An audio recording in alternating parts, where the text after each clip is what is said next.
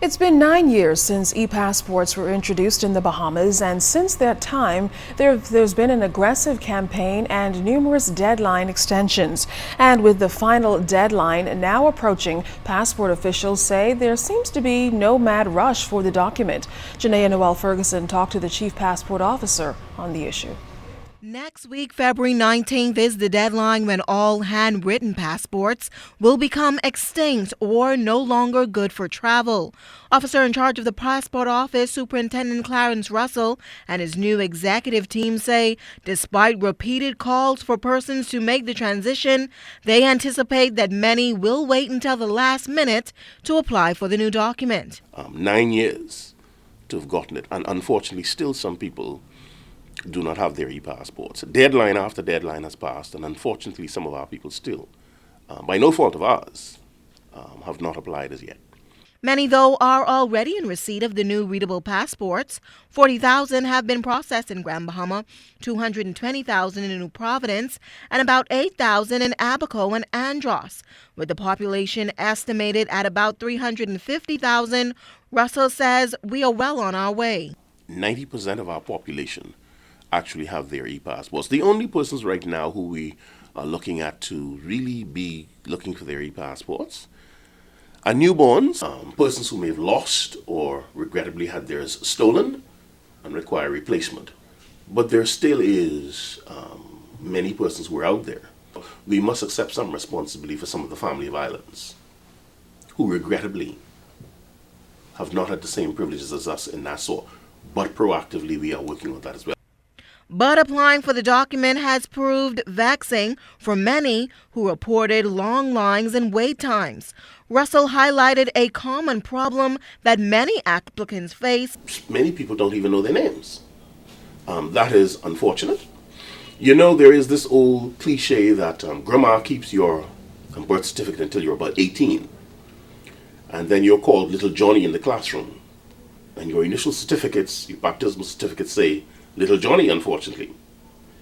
Your first legal document is your birth certificate. What is placed lawfully on your birth certificate is your name.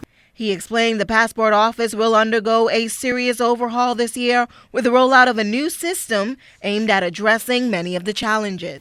Post-1973, who in most instances are the persons who are most challenged, will no longer have to go and get grandma's documents because they're already in the system.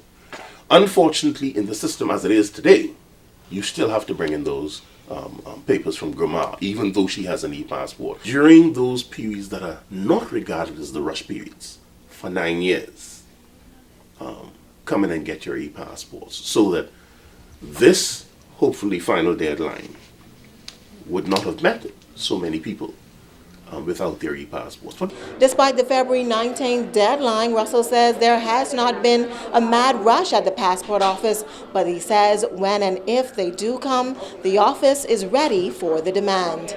Janaea Noel Ferguson, ZNS Network News. There's some good news for local poultry farmers. The government is re-implementing a permit system for those wholesalers who bring in poultry, drastically reducing that $30 million import bill. During a press conference yesterday, Agriculture Minister V. Alfred Gray said the permit system takes effect March 1st. Now, those applying will have to fill out an application and approval should be granted within 3 days' time. Gray says it's all about protecting the local industries. In an attempt to support the local industry, are encouraging those who need to buy chicken to buy 30% of what you need in the Bahamas, and we will give you a permit to buy the other 70% outside the Bahamas. I think that's a good deal, and I trust that everybody will support the efforts of the government in seeking to encourage local industry not only to survive, but to flourish. Now, Minister Gray also stressed that it's healthier to eat local poultry and it's government's priority to protect the health and wealth of Bahamians. Over the next 6 months, he said this new process will be monitored to gauge its effectiveness. The Customs Department and the agricultural officers at the port of entry will be very vigilant to ensure that before they release a container or release whatever, that a permit is presented showing the amount of chickens that is in the container or the box or whatever it is, and then the agricultural officers check to make sure the quantity, the quality, etc., before it's released to the public for sale. Well, choosing where to live is the biggest decision to be made just after the financial commitment when it comes to owning your own home. A 1 or 2 bedroom house, a duplex, or a condo. Should I live in the East or the West?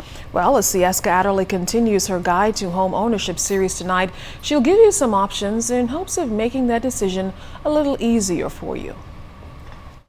For years, the government has pushed forward with its housing agenda in hopes of making home ownership possible for Bahamians. So when we came to office, we decided to focus on building where infrastructure already exists.